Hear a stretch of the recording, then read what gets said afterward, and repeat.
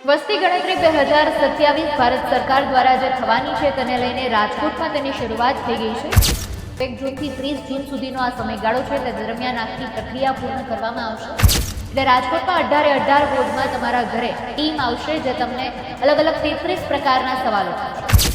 વસ્તી ગણતરી 2027 ભારત સરકાર દ્વારા જે થવાની છે તેને લઈને રાજકોટમાં તેની શરૂઆત થઈ ગઈ છે. ખાસ મહત્વપૂર્ણ જે અભિયાન છે મકાનોની ગણતરી ઘર યાદી તે વસ્તુની શરૂઆત કરવામાં આવશે અને તેને લઈને જેની તૈયારીઓ શરૂ થઈ ગઈ છે. આ સમયગાળાની આપણે વાત કરીએ તો 1 જૂનથી 30 જૂન સુધીનો આ સમયગાળો છે તે દરમિયાન આખી પ્રક્રિયા પૂર્ણ કરવામાં આવશે.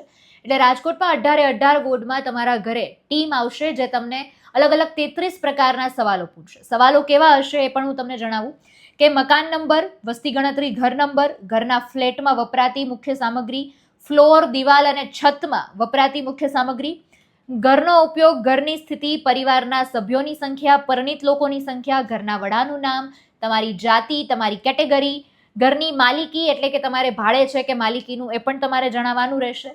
મકાનમાં તમે કેટલા રૂમનો ઉપયોગ કરો છો એ પણ તમને પૂછશે. પછી શૌચાલય, બાથરૂમ આ બધી વિગતો પણ પૂછશે.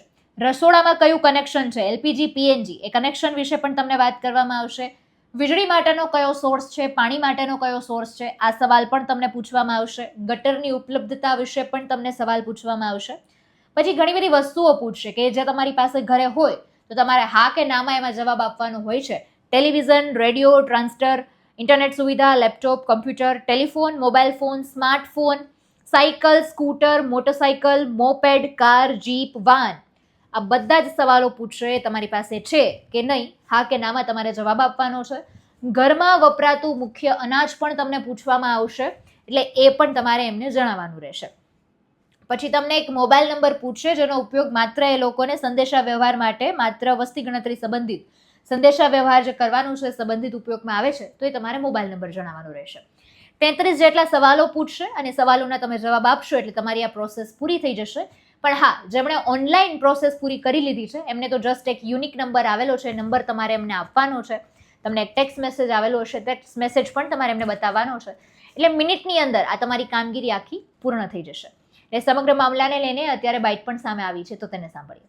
જી હા, ગુજરાત રાજ્યમાં 1 જૂનથી 30 જૂનના સમયગાળા દરમિયાન જનગણના 2027ની જે છે કામગીરી શરૂ થઈ રહી છે. તે મુજબ જ રાજકોટ શહેરમાં પણ આ કામગીરી શરૂ થનાર છે. નહીં, લોકોએ આમાં કોઈ પણ પ્રકારનો પુરાવો, દસ્તાવેજ કે કોઈ આઈ કાર્ડ એવું પાછું કઈ જમા કરાવવાનું રહેતું નથી. જનગણના 2027 અન્વયે જે ગણતરીદારોની નિમણૂક કરવામાં આવેલી છે એ ગણતરીદારો લોકોના ઘરે જશે અને સામાન્ય જે નિયત કરેલા જે 34 પ્રશ્નો છે એ 34 પ્રશ્નો પૂછશે. આ સામાન્ય 34 પ્રશ્નોના જવાબ આપવાના હોય છે અને આ કામગીરી પૂર્ણ થઈ જાય છે. જી, આ 34 પ્રશ્નો જે છે એમાં સામાન્ય પ્રશ્નો હોય છે કે જેમ કે ઘરની દિવાલ, ભોંયતળિયા, છતમાં વપરાયેલી પ્રમુખ સામગ્રી, કુટુંબના પ્રમુખ વ્યક્તિનું નામ, મોબાઈલ નંબર, ઘરમાં જે છે ગટરનું પીવાના પાણીનો સ્ત્રોત હોય, ગટરનું કનેક્શન હોય, મોબાઈલ, ઇન્ટરનેટ, એલપીજી, પીએનજી કનેક્શનની વિગતો હોય.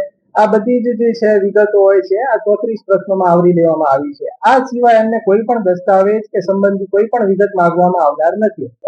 જી હા, 17 મે થી 31 મેનો સમયગાળો જે છે એમાં સેલ્ફ એન્યુમરેશન જે છે આખું અભિયાન ચલાવવામાં આવ્યું છે સરકાર દ્વારા કે જેમાં જે લોકોએ સ્વગણતરી કરી હશે સેલ્ફ એન્યુમરેશન એ લોકોએ પોતે જ આ 34 ક્વેશ્ચનના જવાબ જમા કરવાના હોય છે અને છેલ્લે એક એસઈ આઈડી એટલે કે સેલ્ફ એન્યુમરેશન આઈડી જમા થતું હોય છે.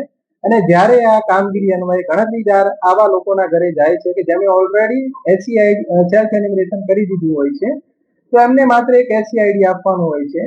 તો આ એસઈ આઈડી આપવાથી પોતાનું જે છે એ કાઉન્ટિંગ એમાં થઈ જાય છે જનગણના 27ની કામગીરીમાં. એટલે શરૂઆત આની થઈ ગઈ છે. પણ હા, અગત્યનું એ પણ છે કે કોઈ સ્કેમર્સ આવતા નથી ને એ પણ તમારે ધ્યાન રાખવું પડશે. એટલે કોઈ પણ વસ્તી ગણતરીમાં તમને ઓટીપી નહીં પૂછે, તમારે ઓટીપી નથી આપવાનું ને તમારે જો કોઈ તમારી પાસે ઓટીપી માંગે છે મતલબ એ લોકો વસ્તી ગણતરી કરવા માટેના કોઈ સરકાર તરફથી આવેલા વ્યક્તિઓ નથી પણ એ સ્કેમર્સ છે. ઓટીપી આપશો એટલે તમારું એકાઉન્ટ ખાલી થઈ જશે.